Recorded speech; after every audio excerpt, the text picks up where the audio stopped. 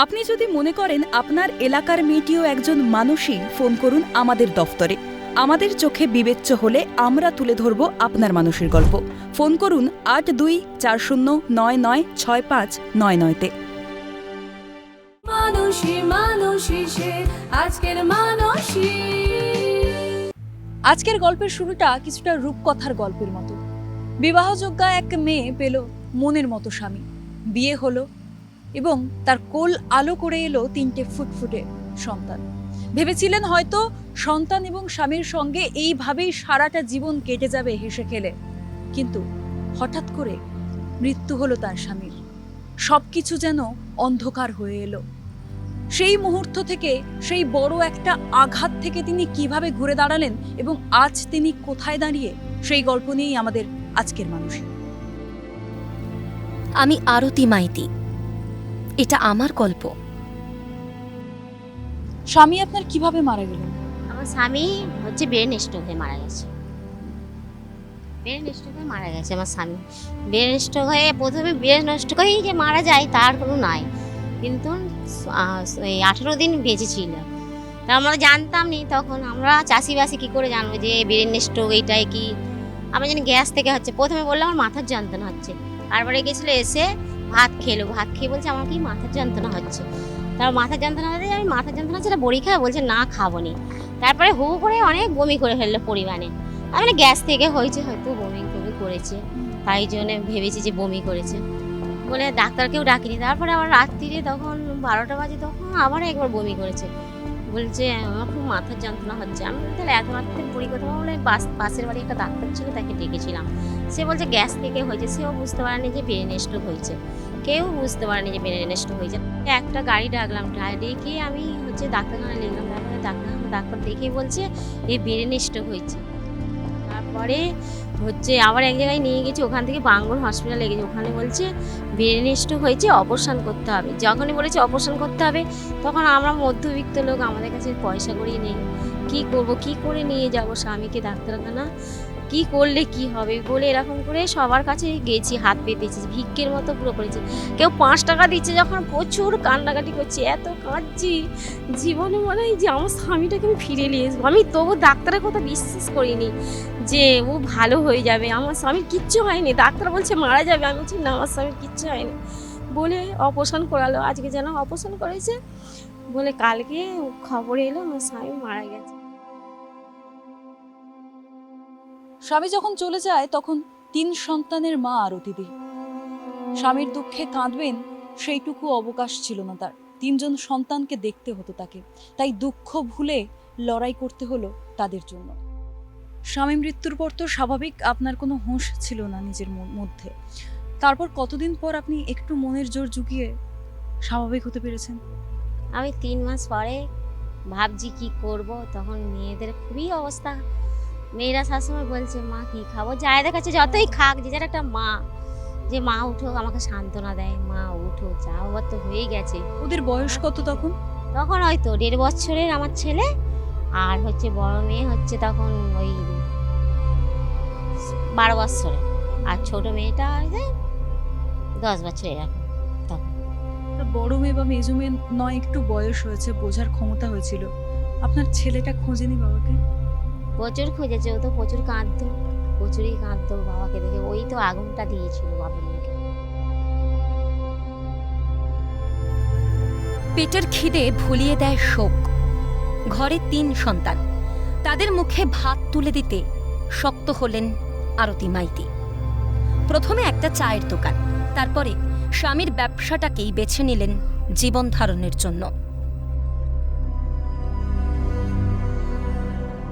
ওটা একদিন আমার একটা আত্মীয়কে বলি, দেখ যা হয়েছে তো এরকম হয়ে গেল, তাহলে তুই আমাকে 1000 টাকার মাল কিনে দে, দোকানে আমি বিজনেসটা শুরু করি। কিসের বিজনেস করলেন তখন ওই দোকান চা, শুধু চা, তখন সবজি করতাম না। আমার স্বামী তো সবজি কারবার করতো, কিন্তু আমি তো আর তখন তো জানতাম নি সবজি কারবার, যে সবজি কারবার করবো। তখন এমনি চায়ের দোকান, চা চপ এইরকম করে নিয়ে বসতাম, টুকটুক করে হতো, তাতে কি আর সংসার চলতো। তারপরে আমি বলি একটা কিছু একটা করতে হবে, একটা লোন ফোন নিতে হবে, নিয়ে নাহলে সবজি কারবার করব, সবজি কারবারটাকে বড় করব বলে। প্রথমে তো আর লোন দিবে না, তারপরে দিদিদের সাথে ওখানে গেল, বাঙালপুরে দিদিদের সাথে যোগাযোগ হলো, ওদের সাথে কথাবার্তা বললাম, ওদের সাথে কথাবার্তা করলে কিছু কিছু টাকা জমা দিলাম। 6 মাস পরে আমাকে লোন দিল, লোন দিয়ে সেই ব্যবসাটাকে আমি শুরু করলাম। 3জন সন্তানকে মানুষের মতো মানুষ করবে এমনই পরিকল্পনা ছিল আরতিদি এবং তার স্বামীর। কিন্তু স্বামী যখন মাঝপথে হাত ছাড়লেন, সমস্ত দায়িত্ব এসে পড়ে আরতিদির উপরে। তিনিও ঠিক করলেন যে স্বামী যেই ব্যবসা করতেন সেই ব্যবসা দিয়েই তিনি বড় করবেন তার 3 ছেলে মেয়েকে। দিদি, তখন তো অনেক কম বয়স, আপনার মাত্র 25 বছর বয়স। তো সেই সময় আপনি তাহলে কেন ভাবলেন না আরেকবার জীবন শুরু করবেন নতুন ভাবে? না, আমি কি করে ভাববো? আমার মাথার উপরে তো 2টো মেয়ে একটা ছেলেকে রেখে গেছে। আমি তো ওদের কথা চিন্তা করেই তো আমি সংসার করিনি যে ওদের দিকে আমাকে মানুষ করতে হবে, যে কোনো উপকারেই মানুষ করব। কেন তখন কিন্তু আমার অল্প বয়স ছিল, বিয়ে হলেও হতো, কিন্তু আমি ওদের জন্যই কিছু করি না যে ওদের দিকে আমি লেখাপড়া শিখিয়ে বড় করব, ওরা মানুষের মতো মানুষ হবে, সেটাই আমি চাই। প্রথমে অঙ্ক করতে ভুল করতেন, কেউ ঠকাতো, কেউ বা ফিরিয়ে দিত অতিরিক্ত টাকা। এখন পাকা ব্যবসায়ী। কিন্তু ব্যবসা কি সত্যই বুঝেছেন? সংসারের লাভ ক্ষতির জটিল পাটিগণিত মেলাতে পেরেছেন আদেও? আরতিদি, আপনার স্বামীও তো সবজি ব্যবসা করতেন, তা প্রথমে যখন ব্যবসাটা শুরু করলেন কোথাও ওনার আশীর্বাদটা আপনি অনুভব করেছেন? ও আমাকে বলে গেছিল, দেখো যেদিনকে মৃত্যু শয্যায় বসে আছে আমাকে ফোন করেছিল, দেখো তুমি কোনোদিনই অসুবিধা পড়বে না, আমার তোমার দীর্ঘ আশীর্বাদ আছে, তুমি দেখো ছেলে মেয়ের দিকে থাকবে, তোমার কোনোদিনও খাওয়া দাওয়া মাখার কষ্ট হবে না, পারলে তুমি আমার কারবারটা ধরবে। কিন্তু না, আমি যে ধরবো, আমার কাছে কিছুই তো নেই, আমি কি করে ধরবো তার কারবারটা? তারপর যখন ধরলেন তখন যে তার কথাটা রাখতে পারলেন, সেটা কেমন লাগলো? ভালোই লাগলো, আস্তে আস্তে করছি, কারবার করছি, করতে করতে বেশ ভালোই লাগছে। আজকে যদি 500 ইনকাম হয়, কালকে 200 ইনকাম হলো, এরকম করতে করতে উঠতে উঠতে আমি আজকে এই মেয়েদিকে লেখাপড়া, 3টে মেয়েকে লেখাপড়া শিখালাম, উচ্চ মাধ্যমিক 2টো মেয়েকে উচ্চ মাধ্যমিক পাস করেছি, ছেলেটাকেও উচ্চ মাধ্যমিক পাস করেছি বলে মেয়েটার বিয়ে দিলাম, বড় মেয়ের বিয়ে দিলাম, ছোট মেয়ের বিয়ে দিলাম, ছেলেরও বিয়ে হয়ে গেল। দিয়ে আমি কারবারই করছি, লোন নিয়ে কারবার করছি। লোনটা ছিল বলেই আমার ভাগ্যে সম্ভব হলো যে আমার ছেলে মেয়ের দিকে মানুষের মতো মানুষ করলাম। কারো কাছে যেতে হলো নি, ওর গৌরী তেরা ঘরে কারো বাড়িতে যদি কাজ করি, সে কত দিবে? 500 দিবে, মাসে আছে 2000 দিবে, 2000 কি সংসার চলবে? চলবে না। আমি যখন ব্যবসা শুরু করলাম, আমি নিজের পায়ে খাটছি, নিজের পায়ে কারবার শুরু করেছি, নিজের পায়ে আমি দাঁড়াতে চাই। আজ আপনাকে একজন সবজি বিক্রেতা হিসেবে প্রায় এই এলাকার সকলেই চেনে, কিন্তু যখন প্রথম দিন শুরু করেছিলেন সেই আপনি আর আজকের আপনির মধ্যে কতটা ফারাক হয়েছে? না, প্রথম যখন আমি শুরু করি তখন তো এত লোক চিনতই নি, বাড়ির বউকে এত লোক চিনতো।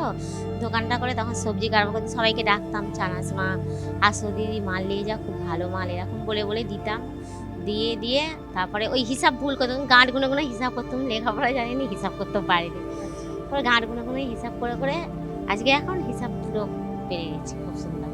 এখন একদম পাকা ব্যবসায়ী। হ্যাঁ, এখন ব্যবসায় পাক। সন্তানদের মানুষ করার জন্যই এত লড়াই। তিনি নিজেও নিজের জীবনটা হয়তো অন্যভাবে বাঁচতে পারতেন, কিন্তু সেটা তিনি করেননি, শুধুমাত্র সন্তানদেরকে দেখতে হবে বলে। কিন্তু সেই সন্তান কি আপনাকে দেখেছে? না, আমি যেটা ভেবেছিলাম সেটা হয়নি, কিন্তু আমার সন্তান হচ্ছে এখন আমার কাছেই থাকে না, সে এখন অন্য জায়গায় বাড়ি ভাড়া করে থাকে। তাহলে আমি কাদের জন্য এত খাটলাম? আমার তো এখন এইটাই খুব কষ্ট হচ্ছে, চোখ দিয়ে জল বেরিয়ে যায় ভাবলে, মাকে মা বলেও ডাকিনি পর্যন্ত। তাহলে আমি যে এত খেটেছি তাদের জন্য, এত কিছু করলাম, কিসের জন্য করলাম? 2টো মেয়ে ঠিকই আছে, কিন্তু ছেলে, তবু মানুষ তো ছেলে কষ্ট করে মানুষ করে, ছেলে তো সে অন্য জায়গায় ঘর ভাড়া করে থাকে। আমার আর ওকে কষ্ট করাটা আপনার কাছে সবচেয়ে বেশি চ্যালেঞ্জের ছিল, কারণ ও মাত্র 1.5 বছর বয়স, আর ও বোঝে না তখন। তখন বুঝে না, ও বাপ মরে গেছে, তখন অত ওর জ্ঞানই হয়নি। তখন ওই ছেলে আপনাকে মা বলে ডাকে না? কোথায় পর্যন্ত বলেনি, ফোন করলে ফোন বেলা লিস্ট, কেন? কোথায় বলেনি, আমার সাথে থাকেনি, বিয়ে করেছে, বউ নিয়ে আসে, বউ বারণ করেছে, অশান্তি করে, ওই জন্য মায়ের সাথে সম্পর্ক রাখেনি। ফোন করলে, বাবু আমার একদিন খুব শরীর খারাপ, বাবু কেমন আছিস রে, কোথাও তো বল না, আমি তোমার ছেলে টেলে নয়। তাহলে যাদের জন্য আমি এত কষ্ট করলাম, কি পেলাম? কিছুই ফল পেলাম কি? এখন তো মনে নিজেকেই খুব কষ্ট হয় যে আমি যাদের জন্য এত কিছু করলাম, লড়াই করলাম, তারাই আজকে আমাকে দেখলো নি। তাহলে সারা জীবন আমি কি এইভাবেই চলতে হবে? আমাকে আর কিছু করার নেই। তাহলে আপনি ভবিষ্যতে আপনার কি পরিকল্পনা রয়েছে, কি করতে চান? আমি দোকান আছে, দোকান নিয়েই থাকতে চাই। মেয়েদের বিয়ে দিয়ে দিচ্ছি, ছেলে নাই ডাকুক, আমি নিজের পায়ে নিজেই দাঁড়াবো, নিজেই ইনকাম করবো, নিজেই খাবো, ছেলে নাই দেখুক। এভাবে একা একা জীবন কাটিয়ে দেবেন? একা একাই জীবন কাটিয়ে দেবো। এতদিন যখন কেটে গেল তখন 25 বছরে কিছু ভাবলাম নি, ওদের জন্যই সব কিছু করেছি। এখনো আমার একা একাই কেটে যাবে, আমার কাউকে লাগবে না। হতে পারে গল্পের শেষটা ভালো হবে না আরতি মাইতির কাছে, হয়তো নিজের সাজানো বাগানটা সাজানো হবে না নিজের মতো করে, কিংবা দিন খুঁড়বে, ফের মা বলে ডাকবে একমাত্র ছেলে।